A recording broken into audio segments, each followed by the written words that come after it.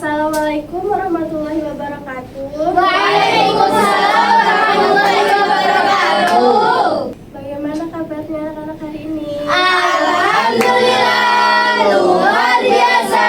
Allahu Akbar. Yes. Hari ini Ibu akan mengajar tentang pendidikan agama Islam dan budi pekerti. Sebelum memulai pelajaran pada hari ini, kita mulai dengan membaca Ummul Quran. Semoga apa yang kita pelajari pada hari ini bisa bermanfaat dan menjadi berkah di kemudian hari. Amin. Al-Fatihah.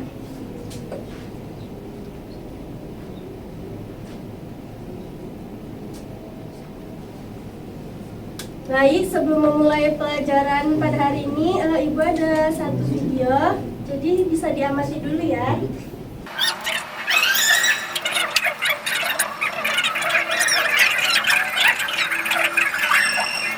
Baik, dari tadi kalian mengamati video yang Ibu sajikan ini, kira-kira kita akan membahas apa ya hari ini? Sholat berjamaah. Benar sekali. Bagaimana sholat berjamaah? Jadi pada zaman dahulu, pada zaman Rasul itu di Masjid Nabawi ketika terdengar azan, para sahabat itu mesti langsung berbondong-bondong ke masjid untuk melaksanakan sholat berjamaah. Langsung saja ya kita ke materinya. Jadi, siapa yang sudah tahu pengertian sholat berjamaah? Belum. Jadi, sholat berjamaah adalah sholat yang dilakukan bersama-sama dengan seorang imam dan satu atau lebih makmum.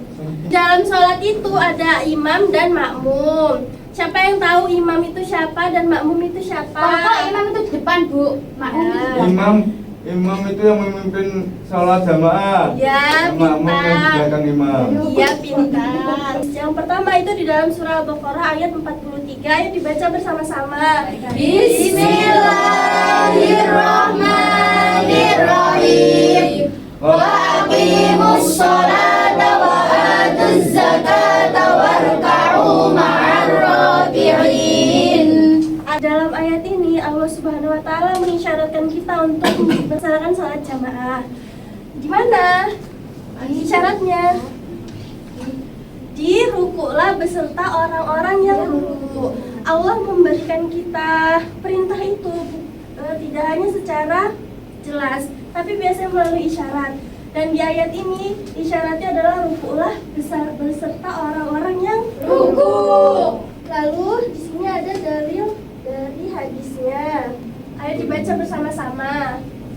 Sholatul jama'ati afdalu min sholatil fardhi bi 27 darajat. Nah, di sini dijelaskan ya secara jelas bahwa pahala orang yang sholat secara berjamaah itu 27 kali lipat dari sholat sendiri.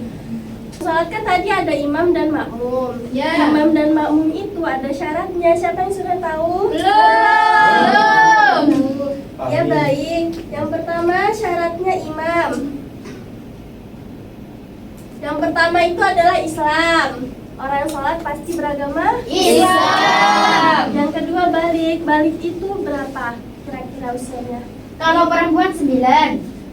Kalau laki-laki 15. Salah.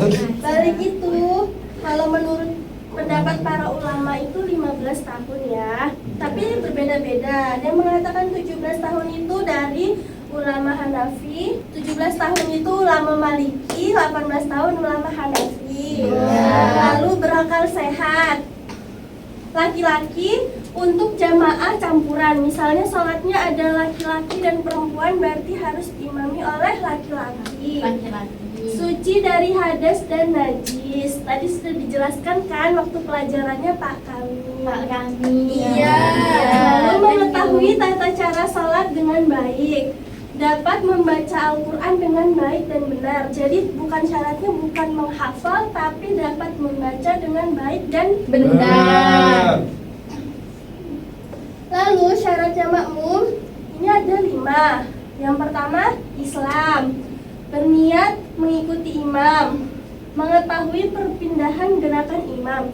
Jadi maksudnya kalian itu mengetahui ketika imam ruku, kalian tahu kalau imam itu sedang ruku. Walaupun ada pembatasnya, seperti biasanya kan di masjid, itu gak apa-apa, yang penting tahu gerakan perpindahan imam. Lalu tidak mendahului imam dan melaksanakan sholat yang sama dengan imam. Jadi tidak boleh imamnya sholat zuhur, kaliannya sholat subuh. Kamil. Jadi makmum itu harus selalu mengikuti imam, tidak boleh mendahului atau tertinggal terlalu jauh. Maksimalnya tertinggal itu berapa? Satu rukun. Iya, pintar. Lalu dalam sholat berjamaah itu ada juga adabnya. Yang pertama adab bagi imam. Adab bagi imam itu ada 4. Yang pertama meluruskan dan merapatkan shaf. Jadi biasanya kan dikasih tahu shafnya gak boleh bolong-bolong karena nanti diisi setan. Yang kedua, tidak memperpanjang bacaan. Jadi jangan panjang-panjang bacaannya karena kasihan nanti kalau ada makmumnya yang misalnya sudah tua, kan kasihan berdirinya lama. Terus menunggu makmum yang terlambat, membaca dengan suara jelas. Yang kedua itu ada bagi makmum. Yang pertama datang sebelum imam, jangan sering-sering masuk.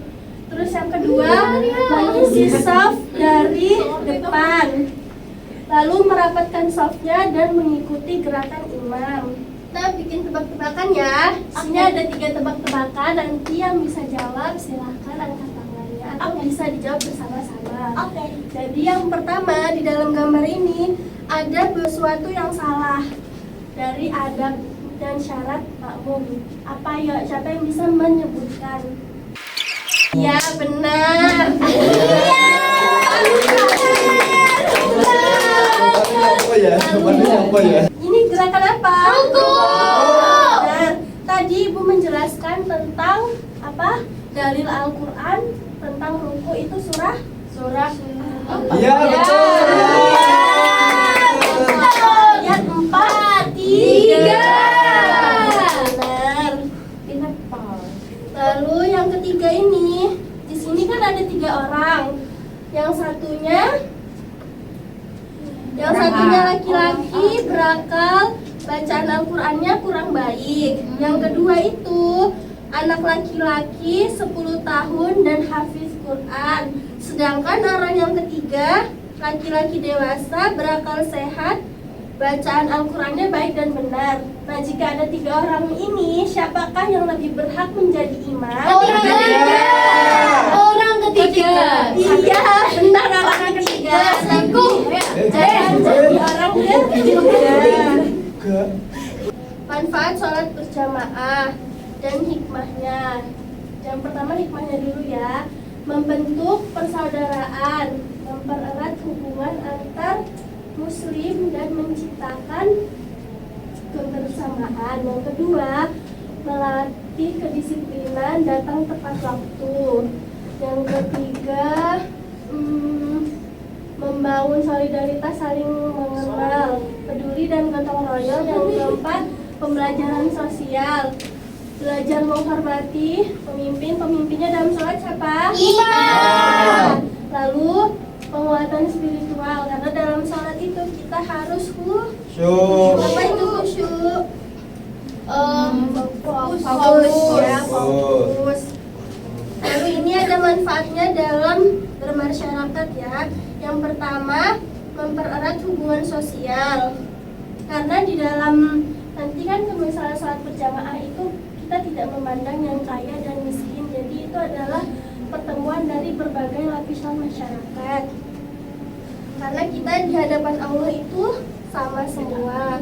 Yang kedua, membangun komunikasi dari interaksi positif. Lalu yang ketiga, menciptakan keamanan. Yang keempat, membangun budaya disiplin. Terus bisa menjadi sarana berdakwah. Baik, apakah anak-anak paham? Paham. Baik, sebelum Ibu menutup pelajaran pada hari ini, Ibu akan memberi tugas. Bisa dikerjakan nanti di rumah, dikumpulkan minggu Depan. Baik, terima kasih. Ada yang ingin Tidak. Maaf kalau hari ini ibu kurang bersemangat karena ada terus maaf kalau ada salah-salah dalam menjelaskan. Iya, Bu, sama-sama. Terima kasih. Wassalamualaikum warahmatullahi wabarakatuh. Waalaikumsalam.